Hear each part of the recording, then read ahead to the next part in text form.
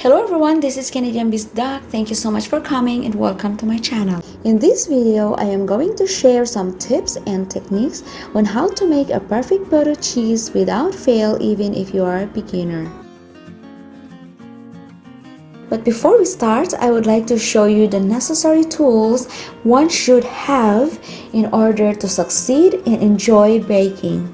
As you can see here, I have a display of different types of kitchen utensils. We cannot use regular teaspoons, regular tablespoons that we have in the house to measure our dry ingredients.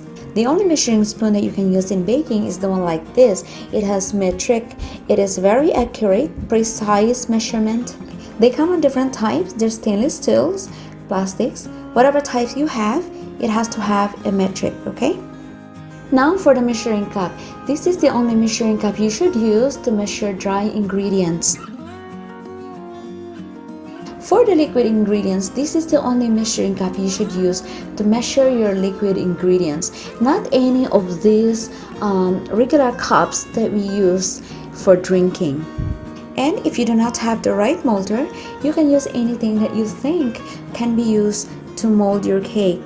I'm sharing these tips and techniques for beginners and for learners, not for the experts guys, okay? But of course, experts are also welcome to listen. Okay, now let's start making our Puto cheese. To get an accurate measurement of our flour, we need to spoon it into the cup instead of scooping it with a cup right from the bag. If you scoop the flour with a cup right from the bag, it will likely become packed in a cup. You will end up more flour than it is required. Measuring the flour accurately will greatly affect the end result of your baked goods. Now, another tip to achieve a soft and smooth textured cake is to sift the flour. This process will ensure you that your batter will be smooth and free of lumps. Another important ingredient is to always add salt when baking. We're going to sift all the dry ingredients together. This will help for easy mixing. Oops, I almost forgot the sugar. No way. So I am going to put the list of the ingredients in the description box below. Be sure to check it.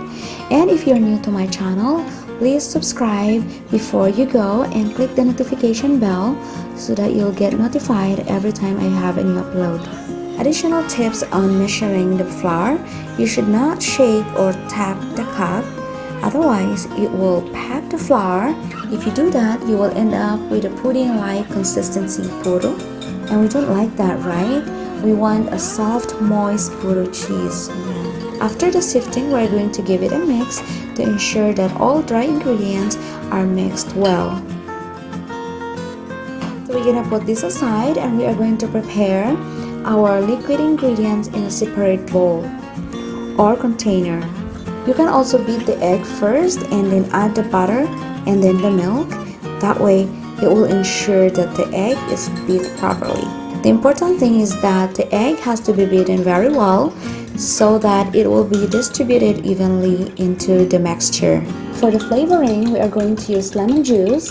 Why lemon juice? Because when lemon juice and baking soda or baking powder is combined, it will create a gas called carbon dioxide.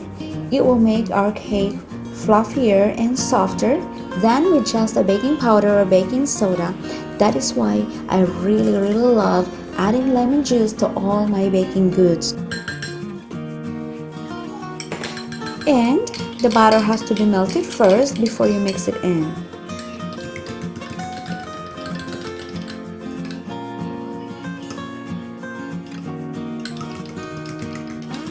Now we're gonna pour these liquid ingredients into the dry.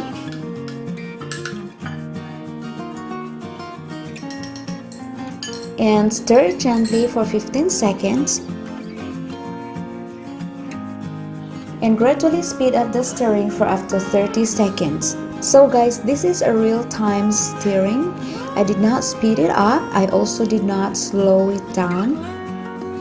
As you can see, in less than a minute, I am done stirring. That is another reason why it is very important to sift the flour so that we will avoid overmixing our batter.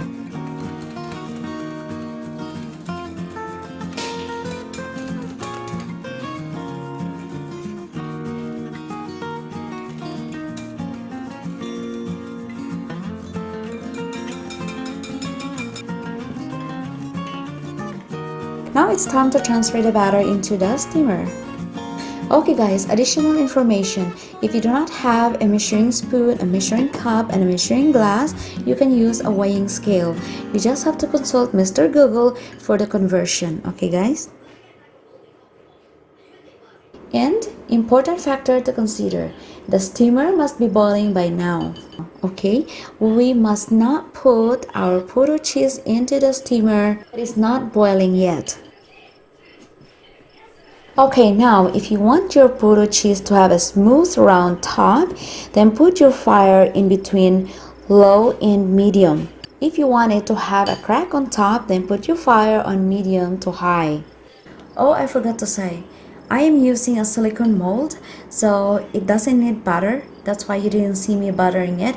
But if you do use a different one except than silicone mold, then you have to butter it.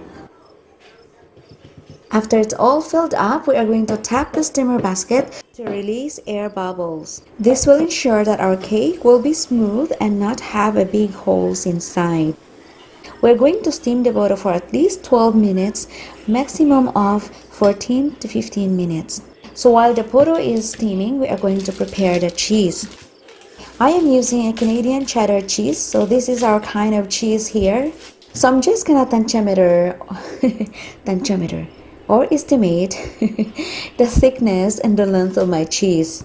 I'm only going to put the longer one that I think would fit into my mold.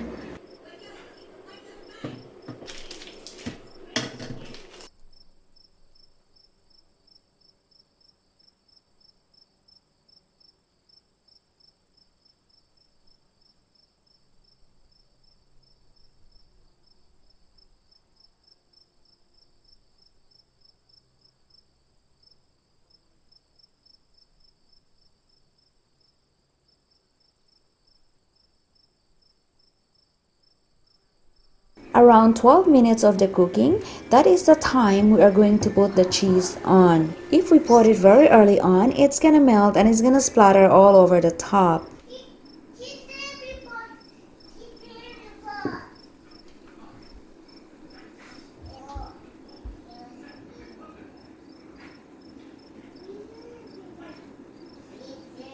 Cook this for another 1 minute and take it out from the heat.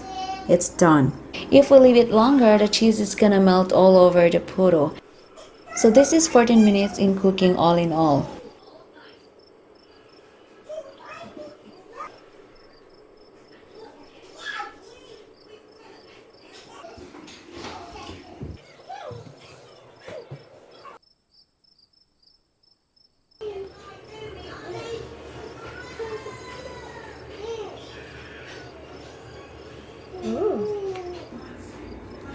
Just kiss him. Say so to him for kissing it. Whoa. Wow. Oh wait. Wow guys. This is real. Uh-huh.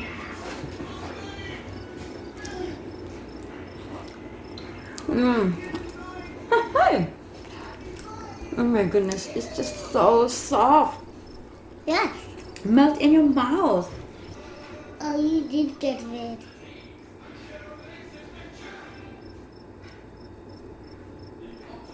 Hola. It's red. See that? It's hard. It means hot. Yeah. I had hot. That's it guys. Thank you so much for listening.